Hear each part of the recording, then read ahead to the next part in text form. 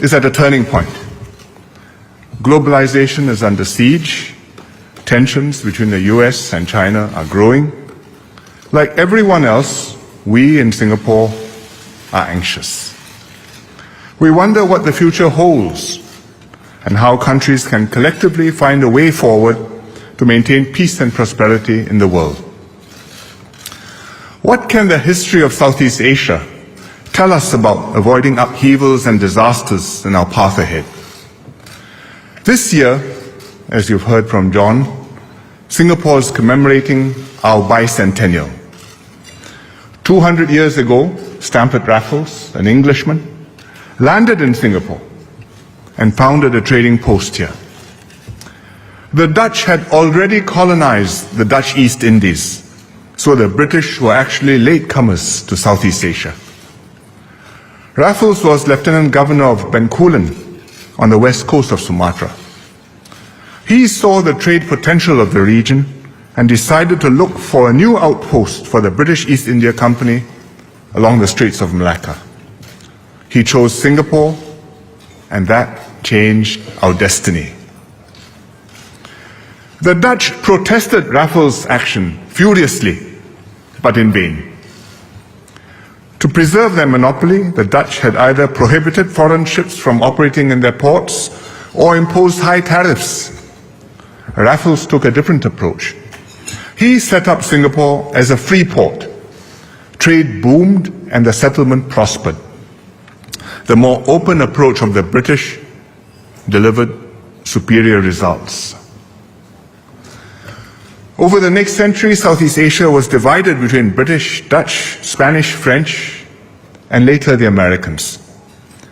Their rivalry was intense. No single colonial power dominated the region. In the 20th century, the interests of the great powers continued to intersect in Southeast Asia. In 1941, Imperial Japan invaded Indochina. The US retaliated with an oil embargo on Japan. And this was the immediate trigger for the Pacific War. On the same day that Japan bombed Pearl Harbor, they also attacked Malaya and Singapore. There followed for us, in Singapore, the Japanese occupation. 3 years and 8 months of oppression, fear, and misery. During the Cold War, Southeast Asia was again on the front line. The region was split between communist and non-communist states. Vietnam became the battlefield for a proxy war between the two camps. Meanwhile, China supported communist insurgencies and promoted armed revolution in the non-communist countries, including Malaysia and Singapore. This was the backdrop when the 5 non-communist countries in Southeast Asia, Indonesia, Malaysia, Singapore, Philippines, Thailand, came together to form ASEAN in 1967. It was a remarkable act of statesmanship. Several of the partners had a recent history of conflict with one another, and the wounds had yet to heal fully. But with ASEAN, the 5 countries eschewed conflict and took the path of dialogue, cooperation, and friendship. We integrated into the world economy, linked up with the advanced countries, and thrived. Meanwhile, the communist countries in Indochina were held back for decades by successive wars and the rigidity of their command economies.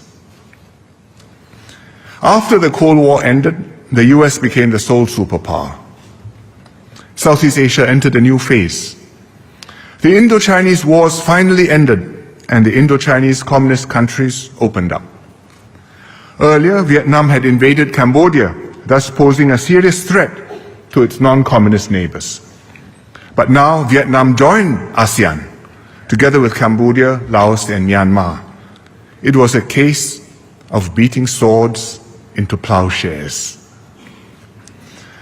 Over the next decades, Southeast Asia benefited from a favorable external environment. The US was a dominant power in the Asia-Pacific and a stabilizing security presence. International trade was expanding rapidly. Trade barriers came down, often led by the United States. The ASEAN economies prospered through export-led growth and foreign investments. International frameworks like the WTO and the UN Convention on the Law of the Sea, UNCLOS, established rules, managed conflict, balanced competing interests, and fostered cooperation between countries big and small. Initially, China only played a minor economic role, but as its economy took off, it became a growing partner of the ASEAN countries and a major participant in regional affairs. I recount this history to show that Southeast Asia is no stranger to the great game of nations, and to offer some historical perspective on the current strategic situation. The US-China bilateral relationship is the most important in the world today. How the two work out their tensions and frictions will define the international environment for decades to come. The relationship has already altered significantly. China has totally changed since it started opening up 40 years ago. Its GDP per capita has grown by more than 25 times in real terms. China is now the second largest economy in the world. On many counts, China's growth is a tremendous boon, both to itself and to the world. China has substantially transformed its backward, centrally planned economy into a middle-income, market-driven one, even though it's still far from being a full market economy. More than 850 million Chinese people have been lifted out of poverty, an achievement unprecedented in human history. China's development and success has benefited the world too. China has become a massive production and manufacturing base, lowering costs for the world's producers, first for labor-intensive goods, and now increasingly for high-tech and technology-intensive production. It's also a huge market, importing everything from commodities and electronic components to aircraft and fine wines. On the consumer side, billions of people worldwide buy all manner of products, from Barbie dolls and basketballs to drones and mobile phones, made in China, though often incorporating foreign components and technology. Imagine, conversely, had China remained closed and underdeveloped. A failing China would have exported many problems to the world, quite possibly still including armed revolution. Its huge population would have been resentful and restless at being left behind by other countries. A generation ago, when China was still poor, Deng Xiaoping was asked by US President Jimmy Carter to allow more people to emigrate. He answered, "Well, Mr. President, how many Chinese nationals do you want? 10 million? 20 million? 30 million? China's success has enabled the world to avoid this disastrous outcome. At the same time, China's growth has shifted the strategic balance and the economic center of gravity of the world, and the shift continues. Both China and the rest of the world have to adapt to this new reality. China has to recognize that it's in a totally new situation, created by its own success. It can no longer expect to be treated in the same way as in the past, when it was much smaller and weaker. China may still be decades away from becoming a fully developed, advanced country, but it cannot wait decades before taking on larger responsibilities. Having gained much from the international system, China now has a substantial stake in upholding it and making it work for the global community. Chinese leaders have spoken up strongly in support of globalization and a rules-based international order. China must now convince other countries through its actions that it does not take a transactional and mercantilist approach, but rather an enlightened and inclusive view of its long-term interests. For example, when China joined the WTO in 2001, 18 years ago, its merchandise trade accounted for only 4% of world trade. Since then, China's share has almost tripled to 11.8%. This is why the trade arrangements and concessions that China negotiated when it joined WTO are no longer politically wearable for other countries. It is in China's own interest to prevent the international framework of trade from breaking down and to implement timely changes that bring about greater reciprocity and parity with its trading partners and that are more consistent with present-day China's more advanced state of development. Similarly, in security, now that China is a major power with the second largest defense budget in the world, its words and actions are seen differently. To protect its territories and trade routes, it is natural that China would want to develop modern and capable armed forces and aspire to become not just a continental power, but also a maritime power. At the same time, to grow its international influence beyond hard power, military strength, China needs to wield this strength with restraint and legitimacy. Frictions will arise between China and other countries from time to time. The overlapping maritime claims in the South China Sea are one example. China should resolve these disputes peacefully in accordance with international law, including the UN Convention on the Law of the Sea. It should do so through diplomacy and compromise rather than force or the threat of force, while giving weight to the core interests and rights of other countries. Then, over time, it will build its reputation as a responsible and benevolent power that need not be feared.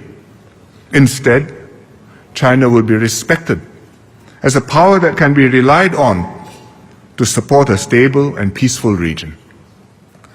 In the long term, this will allow China to continue to benefit from a conducive and friendly international environment and enhance its influence and standing in the world. The rest of the world, too, has to adjust to a larger role for China. Countries have to accept that China will continue to grow and strengthen, and that it is neither possible nor wise for them to prevent this from happening. China will have its own legitimate interests and ambitions, including to develop indigenously advanced technologies like infocomms and artificial intelligence.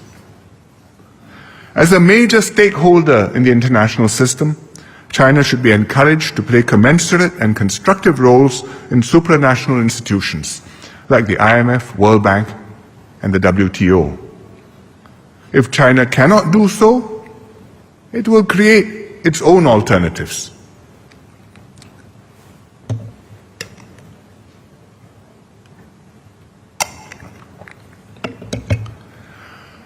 The United States, being the preeminent power, has the most difficult adjustment to make.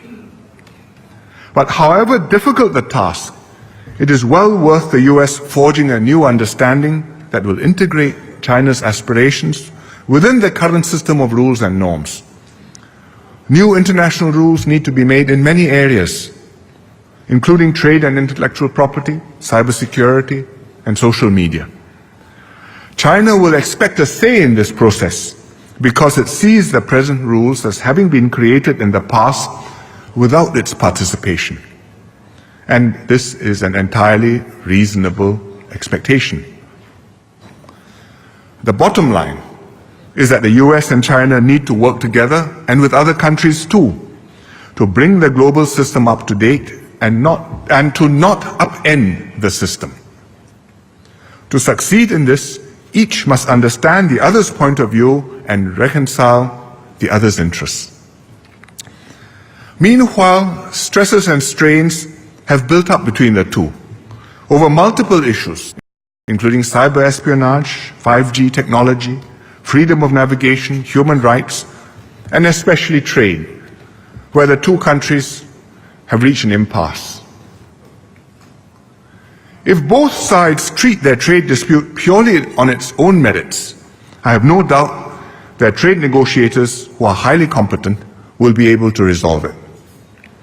But if either side uses trade rules to keep the other down, or one side comes to the conclusion that the other is trying to do this, then the dispute will not be resolved and the consequences will be far graver than a loss of GDP. The broader bilateral relationship will be contaminated. Other areas will inevitably be affected, including investments, technology, and people-to-people relations. Every action taken by one side will be seen as a direct challenge to the other and will elicit a counteraction. We will all be headed for a more divided and troubled world.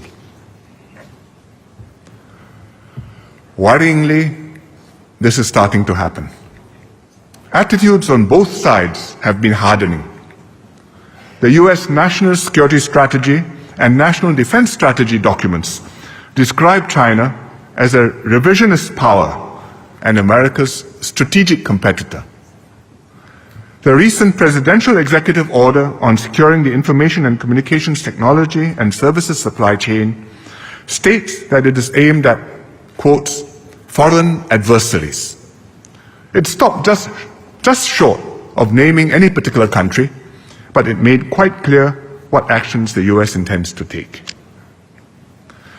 There's a growing bipartisan consensus in the US that China has taken advantage of the US for far too long, that China has overtaken or will soon overtake the US in areas of advanced technology, such as artificial intelligence and some aspects of military technology, through underhand means.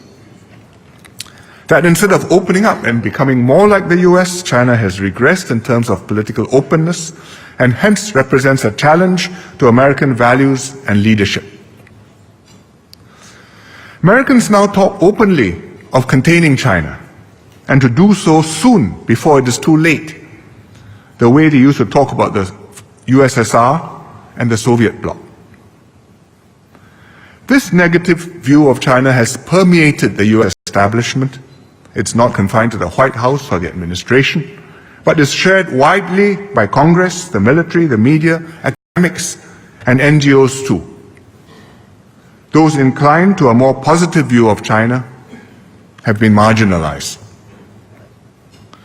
Even US business sentiment towards China has soured.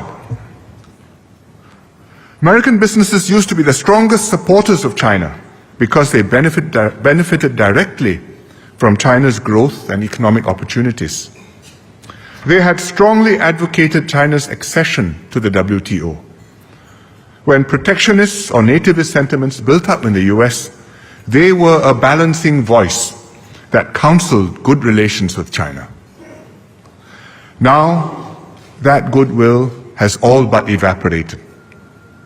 US businesses feel let down that China has not adjusted its policies on trade and investments, and in fact systematically disadvantages foreign businesses operating in China while Chinese businesses operate uninhibited in the US.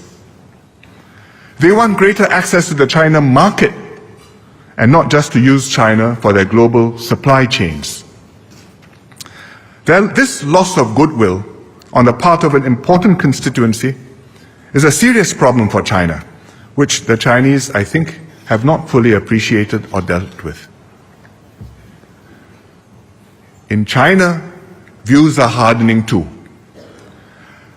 There are those who see the US as trying to thwart China's legitimate ambitions, convinced that no matter what they do or concede on individual issues, the US will never be satisfied. They are alarmed by talk of a clash of civilizations between the US and China.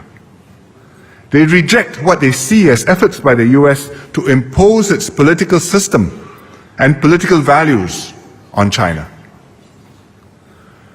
This is coupled with a strong vein of nationalistic fervor. Chinese television is rebroadcasting old movies of the Korean War, which in Chinese is known as 抗美援朝战争, which means the war to resist America and assist North Korea. There's even a US trade war song circulating on the internet based on the theme music from a popular 1960s war movie about fighting the Japanese in the Sino-Japanese War. Hardly anyone in China, whether in government, academia, or the media, can be found who is prepared to speak up for a more positive and benign interpretation of the US intent. The fundamental problem between the US and China is a mutual lack of strategic trust. This bodes ill for any compromise or peaceful accommodation. But to go down the present path would be a serious mistake on both sides. There is no strategic inevitability about a US-China face-off. But at the same time, if such a face-off does happen, it will be nothing like the Cold War. First, there is no irreconcilable ideological divide between the US and China. China may be communist in political structure, but it has adopted market principles in many areas. The Soviets sought to overturn the world order, but China has benefited from and by and large worked within the framework of existing multilateral institutions. During the Cold War, the Communist bloc sought to export communism to the world. But China today is not attempting to turn other countries communist. Indeed, it's often criticized for being too willing to do business with countries and leaders regardless of their reputation or standing, citing non-interference in the internal affairs of other countries. Second, China has extensive economic and trade links with the rest of the world. It is a major node in the world economy, unlike the USSR, whose economic links outside the Soviet bloc were negligible. In fact, all of the US's allies in Japan, in Asia, including Japan, the Philippines, South Korea, Thailand, Australia, as well as many of its friends and partners, including Singapore, have China as their largest trading partner. They are all allies of the United States, friends of the United States, but their largest trading partner is China. They all hope that the US and China will resolve their differences. They want to be friends with both, to nurture security and economic ties with the US as they grow their business links with China.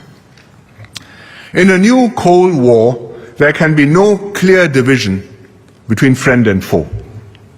Nor is it possible to create a NATO or Warsaw Pact equivalent with a hard line drawn through Asia or drawn down the middle of the Pacific Ocean. On the other hand, if there is indeed a conflict between the US and China, where will it end? The Cold War ended with a total collapse of the sclerotic planned economies of the Soviet Union and the Eastern European countries, under the pressure of enormous defense spending, trying to match SDI, Star Wars. Even then, it took 40 years. It's highly improbable that the vigorous Chinese economy will collapse in the same way. China cannot take down the US either. The US is still by far the strongest country in the world. Its economy remains the most innovative and powerful, and its military capabilities far exceed anyone else's. Americans worry about China catching up with the US. But although China may be abreast or even ahead in some fields, it will be many years before China can equal the US. And contrary to what some people in China think, the US is not a declining power, nor is it withdrawing from the world. In fact, the US has made clear its intention to compete robustly, though in a different mode than before. Even short of outright conflict, a prolonged period of tension and uncertainty would be extremely damaging. Many serious international problems, like the Korean situation, nuclear non-proliferation, and climate change cannot be tackled without the full participation of the US and China, together with other countries. In economic terms, the loss will not just be a percentage point or two of GDP, but the huge benefits of globalized markets and production chains, and the sharing of knowledge and breakthroughs that enable all countries to progress faster together. We should therefore do our utmost to avoid going down the path of conflict and causing enmity on both sides that will last for generations. Of course, it's the duty of security and defense establishments to think the unthinkable and plan for worst-case scenarios. But it's the responsibility of political leaders to find solutions to head off these extreme outcomes. And this is hard because both sides have leaders facing powerful domestic pressures. In the US, the political mood is deeply divided and disgruntled. Large segments of American society have lost confidence in globalization and multilateralism. According to a Pew survey last year, nearly half of all Americans have an unfavorable opinion of China. As the presidential elections approach, these attitudes will surely deepen because neither the Republicans nor the Democrats will want to risk being accused of being soft on China. Regardless whether President Trump is re-elected or another Republican or Democrat wins, these sentiments will not go away. China may not have US-style presidential elections, but their leaders face strong internal pressures too. In fact, the orientation of the Chinese leadership is primarily domestic. They know they have major issues to deal with at home. These include unevenly distributed growth, significant rural poverty, an aging population, and rising expectations for a better quality of life. Both sides are sensitive about being perceived weak. Out of political necessity, the US wants to show that it has come out ahead in any deal. On the other side, because of China's long history with the West, its leaders cannot afford to appear to succumb to Western pressure to accept an unequal treaty. Just a few weeks ago, China commemorated the centennial of the May 4th movement. Not all of you may be familiar with it, but it is an important date in modern Chinese history. In 1999, at the Versailles Peace Conference, a feeble China was forced to accept the decisions of the big powers. China was on the winning side, but the settlement went against their interests. This caused Peking University students to demonstrate in protest, launching a nationalist movement to modernize and revive the country. And this was a seminal moment in modern Chinese history. This zero-sum dynamic makes it very hard to construct an agreement that is politically acceptable to both parties. But ultimately, it is in the interests of both the US and China to reach such an accommodation and to persuade their domestic publics to accept it. They both need to keep their relationship steady so that both can focus on their respective pressing domestic priorities and not be distracted by troubled relations with the other.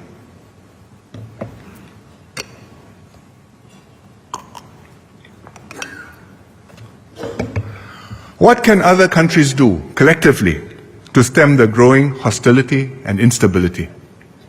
Small states like Singapore can do little to influence the big powers, but we are not entirely without agency. There are many opportunities for small countries to work together to deepen economic cooperation, strengthen regional integration, and build up multilateral institutions. This way, we can strengthen our influence as a group and advance a collective position on issues that matter to us, be they trade, security, or technology. Our multilateral institutions today are far from perfect. the WTO is one of the major institutions in the post-war global order. But now it's almost paralyzed and urgently needs reform.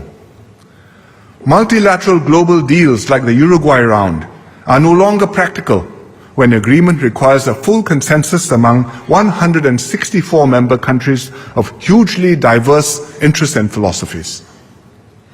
Furthermore, the WTO was designed for an agriculture and manufacturing-based world economy, but the world has moved on to services and now increasingly digital and intellectual property, which need much more complicated rules.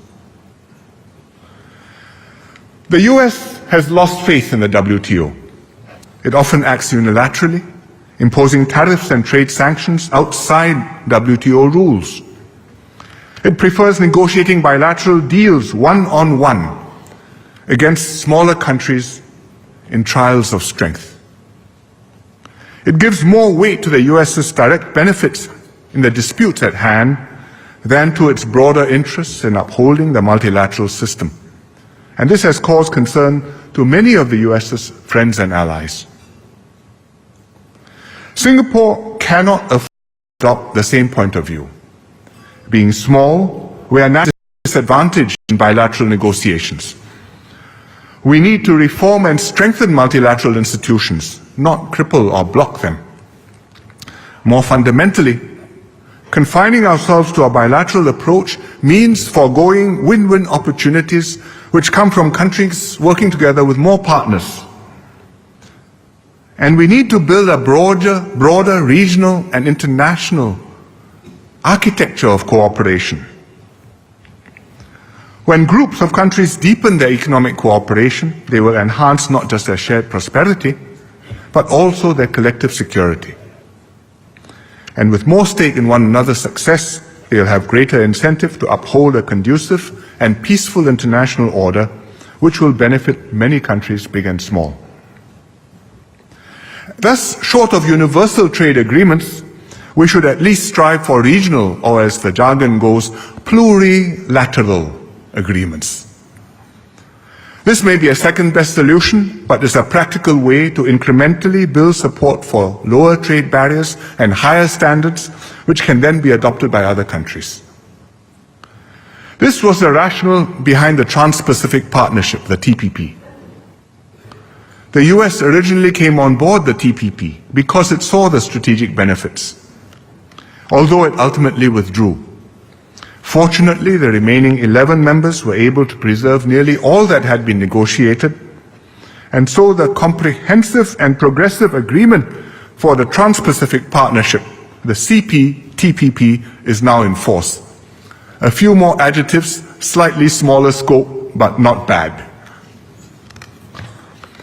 I'm glad that more countries have expressed interest to join the CPTPP, including South Korea, Thailand, and the United Kingdom. China is also watching the CPTPP carefully. They are not ready to join now, but I hope that they will seriously consider doing so sometime in the future. Similarly, I hope one day it will become politically possible for a US administration to rethink the US position and recognize that it stands to gain economically and strategically from becoming a member of the partnership that it played such a leading role in designing. Meanwhile, countries in the Asia-Pacific are working on the Regional Comprehensive Economic Partnership, another alphabet soup, RCEP, Regional Comprehensive Economic Partnership. It has a different footprint from the CPTPP. It covers all the key countries on the western side of the Pacific, including Northeast Asia, Southeast Asia, and also importantly, Australia, New Zealand, and India. This inclusive configuration minimizes the risk of the RCEP being misperceived as a bloc that excludes the US and its friends. With such a wide range of participants, the RCEP standards are naturally less ambitious than the CPTPPs, and the deal is also much harder to negotiate. Nonetheless, I hope the participants can take the final step to complete the RCEP by this year, or if not, as soon as the election schedules of the key players allow. Of course, regional cooperation goes beyond trade. In Southeast Asia, ASEAN has provided 10 very different countries an effective platform for dialogue and cooperation. ASEAN has deepened ties and among its members. It's become an effective regional partner of other countries and enabled its members to project a stronger external presence as a group. ASEAN works on the basis of consensus. It makes more progress in some areas than others because ASEAN members are not immune to the strategic forces which pull us in different directions. This is the hard reality of cooperation in a region exposed to multiple external influences. Despite its limits, ASEAN has contributed greatly to the well-being of its members and the security of the region, and ASEAN's partners recognize the value of ASEAN centrality. Amid the geopolitical shifts, new concepts and platforms for regional cooperation have emerged, notably China's Belt and Road Initiative. Singapore supports the Belt and Road Initiative. We see it as a constructive mechanism for China to be positively engaged with the region and beyond. That's why we are active participants. For example, we work with the World Bank to promote financial and infrastructure connectivity, and we provide supporting professional and legal services to BRI countries. We are also partnering China to develop the new International Land-Sea Trade Corridor, which connects Western China to Southeast Asia under the China-Singapore-Chongqing Connectivity Initiative. Of course, the substance of the BRI and the way in which the BRI is implemented are very important. The specific projects must be economically sound and commercially viable and must bring long-term benefits to its partners. This has not always been the case. Some BRI projects have run into significant problems.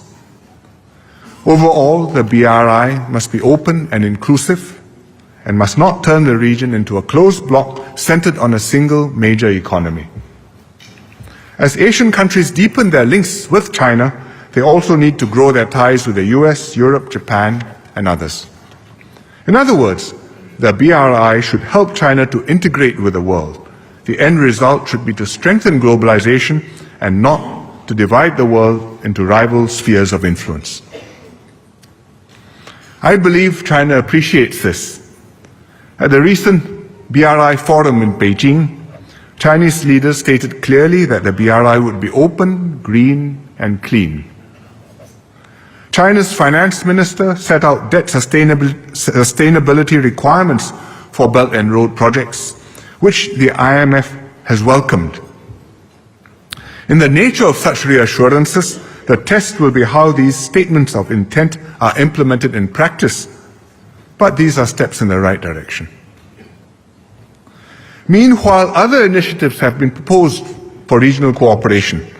For example, several countries have proposed various concepts of Indo-Pacific cooperation. These ideas are less fully elaborated or implemented than the BRI, but Singapore's attitude towards them is consistent. We support regional cooperation initiatives which are open and inclusive platforms for countries to cooperate constructively and deepen regional integration. These initiatives should strengthen existing cooperation arrangements centered on ASEAN. They should not undermine them, create rival blocs, deepen fault lines, or force countries to take sides. They should help bring countries together rather than split them apart.